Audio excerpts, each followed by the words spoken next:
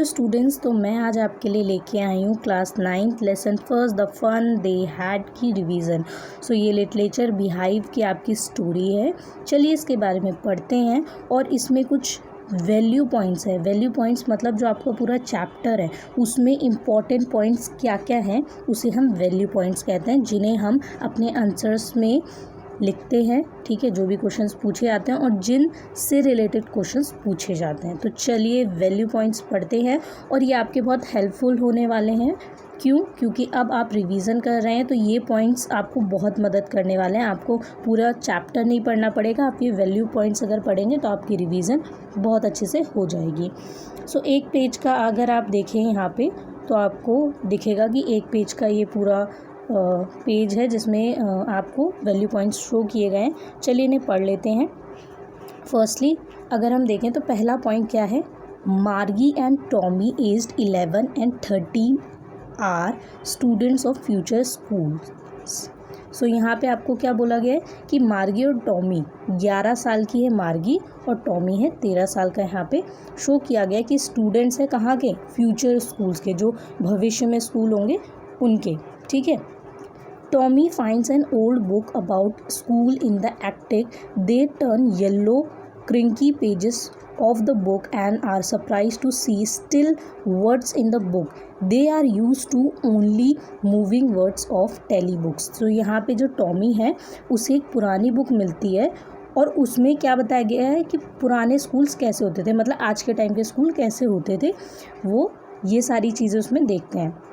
सो उसमें वो सरप्राइज़ होते हैं कि एक बुक है जिसके अंदर अगर वर्ड्स देखें तो वो मूव नहीं हो रहे, जैसे कि टैली बुक्स होती है। मतलब अगर आप कंप्यूटर पे या फिर किसी स्क्रीन पे देखें तो आप देख सकते हैं कि मूव हो सकती है स्क्रीन। ठीक है, वर्ड्स भी मूव हो सकते हैं, बट जो बुक है उस पर वर्ड्स एज इट इज़ लिखे हैं और वो मूव नहीं हो रहे, जिसकी उन्हें आदत नहीं है। किसको? टॉमी को, मार्गी को। ठीक है, उनके लिए सरप्राइजिंग है, न्यू है। और वो पेजेस कैसे हैं, येलोइश हैं, क्योंकि पुरानी बुक्स हो जाती हैं, आपने देखा होगा कि उनका जो कलर है वो वाइट से येलोइश हो जाता है। सो यहाँ पे उन्होंने ये डिफरेंस देखा है। देन थर्ड पॉइंट है, दे thought it to be wastage of resources as it was to be thrown after reading once only, whereas tally books last longer and contain many books together. So यहाँ पे वो क्या सोचते हैं कि ये wastage of resources है, हम रिसोर्सेज को वेस्ट कर रहे हैं। ठीक है, एक बुक है उसको प्रिंट किया, एक बार हमने पढ़ा, उसके बाद हम क्या करेंगे, उसे थ्रो कर देंगे, फेंक देंगे और फिर उसका कोई काम नहीं है। तो ये क्या है, ये वेस्टेज ऑफ रिसोर्सेज है। और उसके अलावा उनको लगता है कि जो टेली बुक्स है उसमें अगर हम देखें तो एक ही, जैसे आप देखते हैं कि फाइल में बहुत सारी बुक्स रख सकते हैं। सो यहाँ पे वो यही कह रहे हैं कि एक साथ बहुत सारी बुक्स देखने को मिलती हैं जो टेली बुक्स होता है उसमें। देन उसके बाद है, Margie hated school as her teacher a computer. यहाँ पे उसकी टीचर कौन है, मार्गी की computer. And gave her test after test and she perform badly in geography. So यहाँ पे जो मार्गी है, ठीक है, उसे अपना स्कूल बिल्कुल नहीं पसंद है और उसका स्कूल क्या है, कंप्यूटर है। क्योंकि उसे क्या देखने को मिलता है, her teacher gave her test after test and she perform badly in geography. उसकी जो टीचर है वो बार बार उसे टेस्ट दे रहे हैं, एक टेस्ट कंप्लीट होता है फिर दूसरा टेस्ट, और वो उन टेस्ट में अच्छा परफॉर्म नहीं कर रही है। और वो सब्जेक्ट कौन सा है, geography. She hated the slot for putting homework and test papers. और उसे वो स्लॉट बिल्कुल नहीं पसंद है जहाँ पे होमवर्क और टेस्ट पेपर्स मिलते हैं। जैसे अगर आप देखें तो स्क्रीन में बहुत सारे ऐसे ऑप्शंस होते हैं, तो जो होमवर्क का ऑप्शन है, स्लॉट है, वो उसे बिल्कुल भी नहीं पसंद। क्यों नहीं पसंद है? क्योंकि वहाँ पे उसे काम करना पड़ता है, टेस्ट करना पड़ता है। देन है, Margie's mother called county inspector who came with all his equipment and repaired it in an hour. So मार्गी की जो मदर है वो क्या करती हैं, काउंटी इंस्पेक्टर को बुलाती हैं। और क्यों बुलाती हैं? क्योंकि यहाँ पे जो मार्गी है उसके जोग्राफी टीचर, मतलब जो कंप्यूटर है उसमें कुछ प्रॉब्लम आ गई, जिसकी वजह से वो काउंटी इंस्पेक्टर को बुलाती हैं। वो अपने इक्विपमेंट के साथ आता है और यहाँ पे and repaired it in an hour, तो 1 घंटे में उसे रिपेयर भी कर देता है। Margie was not happy as she thought he would take the teacher away for a few days for repair work and she would have off from school. So मार्गी यहाँ पे बिल्कुल खुश नहीं थी, उसे बहुत बुरा लगा कि कितनी जल्दी उसका जो टीचर है मतलब कंप्यूटर जो है वो ठीक हो गया। क्यों? क्योंकि वो चाहती थी कि कुछ दिन रिपेयर वर्क चले जिसकी वजह से उसको थोड़ा रिलैक्स मिल जाए अपने स्कूल से। ओके, देन इसके बाद क्या है, county inspector told her mother that Margie's bad performance in geography was due to faulty setting of her teacher. So जो काउंटी इंस्पेक्टर है वो उसकी मदर से क्या कहते हैं, मार्गी की मदर से, कि मार्गी की जो बैड परफॉर्मेंस है वो क्यों हो रही है जोग्राफी में, क्योंकि यहाँ पे फॉल्टी सेटिंग हो गई थी, गलती से सेटिंग में कुछ प्रॉब्लम हो गई थी जिसकी वजह से जो उसका लेवल है, जो उसका मतलब क्लास है उसके अकॉर्डिंग नहीं, उससे हायर जो क्लासेस हैं उसके अकॉर्डिंग उसको शो हो रहे थे टेस्ट और उसे, जिसकी वजह से उसकी परफॉर्मेंस ख़राब हो रही थी। देन नेक्स्ट पॉइंट है, एज मार्गी hated school she thought why would anyone right about school. यहाँ पे मार्गी जो है स्कूल से नफरत करती है और वो सोचती है कि ऐसा कौन हो सकता है जो स्कूल के बारे में लिखे, ठीक है, कि स्कूल क्या है, स्कूल के बारे में कौन लिखता है। Tommy explained that centuries ago the school were not like theirs. So यहाँ पे टॉमी बताता है कि जैसे पहले के स्कूल होते थे, ठीक है, वैसे आज के स्कूल नहीं हैं। वो यहाँ पे डिफरेंस बताता है। They had a man as a teacher who taught students different subjects and asked questions and gave homework also. So यहाँ पे टॉमी बताता है कि जो पहले के स्कूल थे उसमें अंतर था और उस टाइम के जो स्कूल थे वहाँ पे एक इंसान पढ़ाता था एज अ टीचर बच्चों को, और उसके अलावा उनके क्वेश्चंस को पूछना, उनका आंसर करना, ठीक है, होमवर्क देना, मतलब वो सभी टास्क कौन करता था, एक इंसान करता था। अलग अलग सब्जेक्ट्स पढ़ाते थे। देन नेक्स्ट पॉइंट है, Margie could not believe man to be smart enough to have knowledge about different subjects. So Margie यहाँ पे बिलीव ही नहीं कर पाती कि एक इंसान इतना नॉलेजेबल हो सकता है कि वो अलग अलग सब्जेक्ट्स को पढ़ा सकता है। अब सोचने वाली बात यह है कि जब इंसान ने कंप्यूटर बनाया है, इंसान ने सारी टेक्नोलॉजी बनाई है, इसका मतलब इंसान ज़्यादा स्मार्ट होगा कि टेक्नोलॉजी ज़्यादा स्मार्ट होगी? इसका मतलब ये है कि इंसान ज़्यादा स्मार्ट है। लेकिन मार्गी को क्या लगता है कि इतना स्मार्ट इंसान कैसे हो सकता है कि वो बच्चों को पढ़ाए। Then Tommy told her that the school was in a special building and students would go there and children of same age group studied same things. तो टॉमी यहाँ क्या कहता है, टॉमी कहता है जो स्कूल थे वो कैसे थे, वहाँ पे स्पेशल बिल्डिंग्स होती थी, ठीक है, जहाँ पे बच्चे एक ही एज ग्रुप के एक साथ बैठते थे, पढ़ते थे। और ये सारी चीज़ें कैसे बता रहे हैं टॉमी, जो उसको बुक मिली है उससे बता रहे हैं, ठीक है। But Margie's mother had told her that every child has to be taught according to individual needs and children study together in old school. So मार्गी की मदर क्या बोलती है कि पहले के जो स्कूल होते थे उसमें बच्चों को पढ़ाया जाता था लेकिन इंडिविजुअल नीड के अकॉर्डिंग, हर बच्चे के अकॉर्डिंग, क्योंकि कुछ बच्चे बहुत अच्छे से परफॉर्म करते हैं बट कुछ बच्चों को कुछ चीज़ें समझने में टाइम लगता है, तो टीचर उनके अकॉर्डिंग उन्हें थोड़ा एक्स्ट्रा टाइम देती थी। सो यहाँ पे हर बच्चे के अकॉर्डिंग उसकी पढ़ाई होती थी और एक साथ सभी बच्चे पढ़ते थे जो पुराने स्कूल होते थे। ओके, देन नेक्स्ट पॉइंट है, now Margie was interested in reading about those old funny schools but mother called her to attend the school next to her bedroom. यहाँ पे मार्गी अब और भी चीज़ें पढ़ना चाहती है उस ओल्ड फनी स्कूल के बारे में जो उसने अब उसे किताब मिली उसमें लिखा हुआ है, लेकिन उसकी मदर क्या कहती है मार्गी की कि अब तुम्हारा टाइम हो गया है, ठीक है, attend the school next to her bedroom, मतलब उसके बेडरूम के साथ में ही एक छोटा सा रूम है जहाँ पे क्या है, जहाँ पे उसका स्कूल है, जहाँ पे उसका कंप्यूटर है और वो वहाँ पे पढ़ाई करती है। Tommy and Margie attended school at a fix time from Monday to Friday. Tommy और मार्गी मंडे से फ्राइडे तक एक फ़िक्स टाइम था जब वो अपनी क्लासेस लेते थे, पढ़ाई करते थे और स्कूल जाते थे, मतलब अपने घर में ही उनका स्कूल था और उनका स्कूल क्या था, उनका कंप्यूटर।